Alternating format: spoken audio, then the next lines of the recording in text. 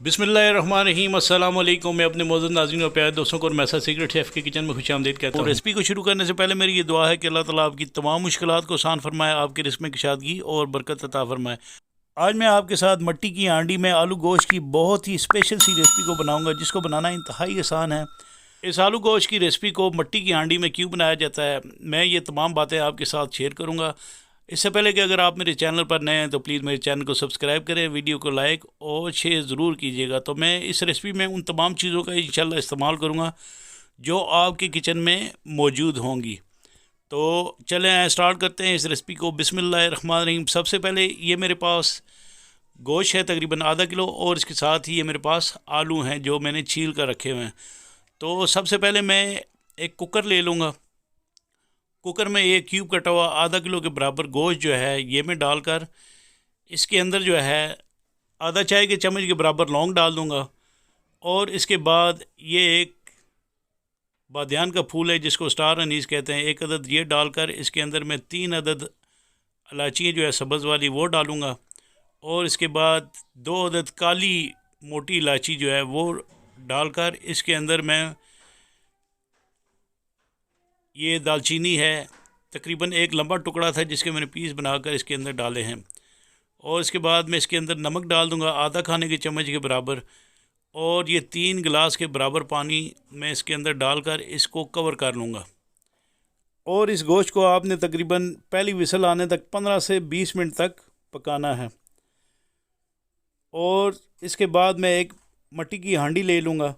मट्टी की हांडी में तकरीबन आधा कप के बराबर मैं तेल डाल लूँगा। तेल डालने के बाद आपने इसके अंदर 1.5 कप के बराबर जो है ये स्लाइस कटा हुआ प्याज ये डाल लेना है, और आपने प्याज को इतनी देर तक पकाना है जब तक ये हल्का सा लाइट सा यानी सोते नहीं हो जाता, लाइट सा ब्राउन नहीं हो जाता। आपने इस प्याज को इतनी देर तक पकाना है। इसको मैं आप कवर कर लूँगा, और 5 से 10 मिनट गुजरने के बाद ये देखें माशाल्लाह प्याज का कलर चेंज हो चुका है। और इसके बाद मैं इसके अंदर आधा खाने के चम्मच के बराबर अदरक लहसुन का पेस्ट डालकर इसको मज़ीद 2 से 3 मिनट तक भुनाई करूँगा। भुनाई करने के बाद आपने इसके अंदर ये आलू जो हैं जो मैंने 2 हिस्सों में काट लिए हैं ये आपने इसके अंदर डालने हैं, और इसके बाद आपने इसके अंदर आधा खाने के चम्मच के बराबर नमक डालना है। नमक डालने से ये है कि इंशाल्लाह इसका टेस्ट ज़बरदस्त हो जाएगा। और ये हल्दी पाउडर है ये 1 चाय की चम्मच के बराबर डालनी है, और लाल मिर्चों का पाउडर आधा खाने के चम्मच के बराबर डालना है इसके अंदर। और इसके बाद लाल मिर्चें कुटी हुई जिसको दड़ा मिर्च कहते हैं ये आपने 1 खाने के चम्मच के बराबर इसके अंदर डालनी है, और इसको आपने अच्छे तरीके से मिक्स कर लेना है।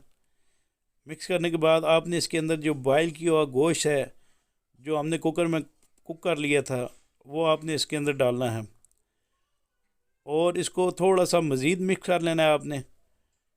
मिक्स करने के बाद आपने इसके अंदर जो है सबसे पहले दही डालना है।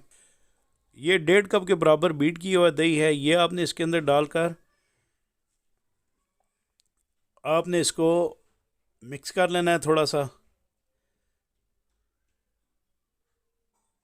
और इसके बाद आपने 1 से 2 मिनट गुजरने के बाद जब ऑयल नमाया होना शुरू हो जाए तो आपने इसके अंदर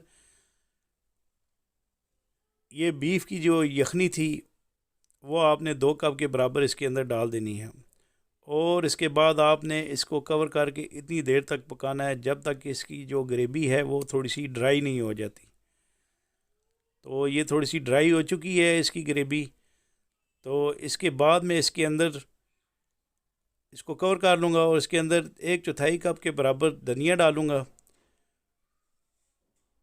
और ये काली मिर्चें हैं